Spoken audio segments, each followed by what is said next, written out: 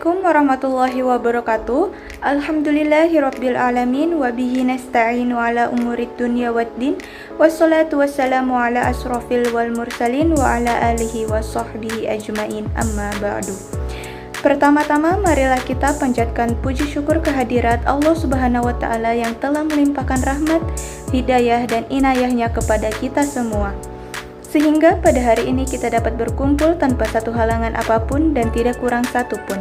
Tak lupa salawat serta salam kami sanjungkan kepada Nabi Agung kita, Nabi Muhammad Sallallahu Alaihi Wasallam, yang telah menuntun kita dari zaman jahiliyah hingga terang benderang seperti sekarang ini.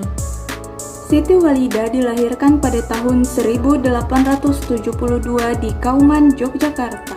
Ia adalah putri dari seorang ulama dan bangsawan dari Kesultanan Yogyakarta bernama Kiai Haji Muhammad Fadli.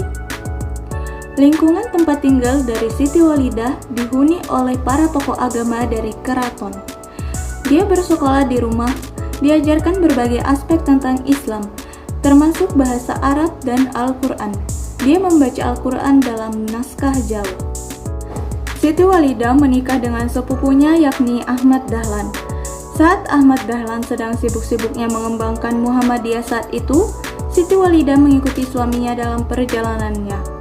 Namun, karena beberapa dari pandangan Ahmad Dahlan tentang Islam dianggap radikal, pasangan ini kerap kali menerima ancaman.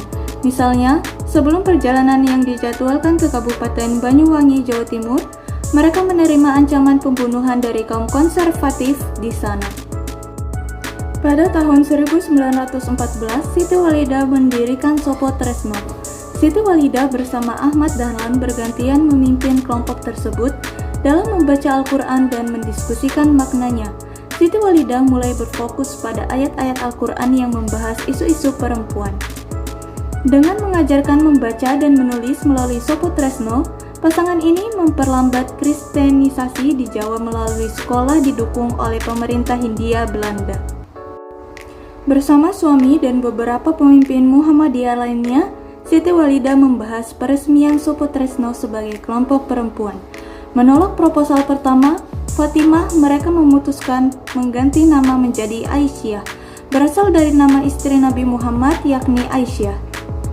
Kelompok baru ini diresmikan pada tanggal 22 April 1917 dengan Siti Walidah sebagai ketuanya.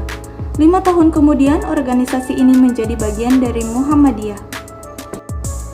Melalui Aisyah, Siti Walidah mendirikan sekolah-sekolah putri dan asrama, serta keaksaraan dan program pendidikan Islam bagi perempuan.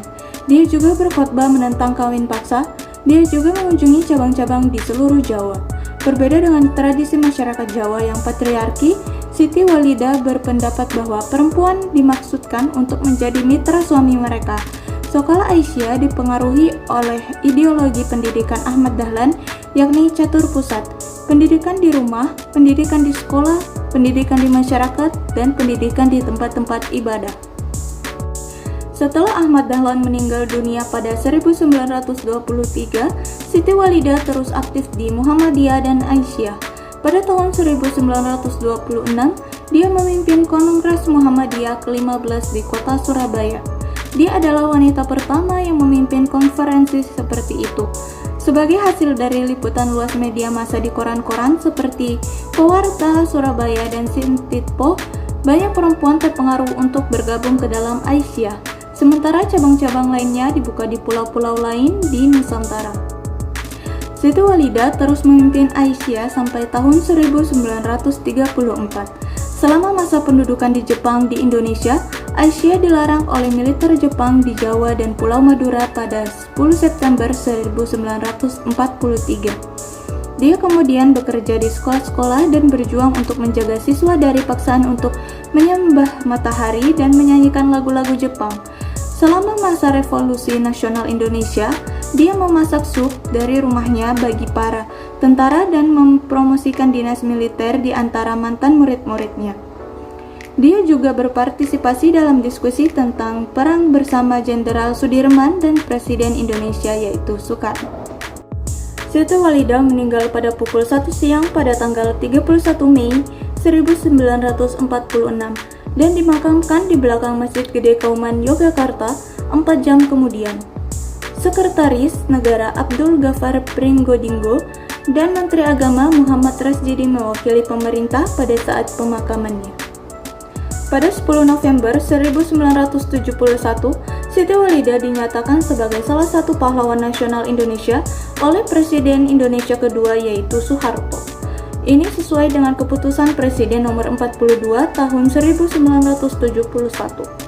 Ahmad Dahlan telah diangkat sebagai salah satu pahlawan nasional Indonesia 10 tahun sebelumnya.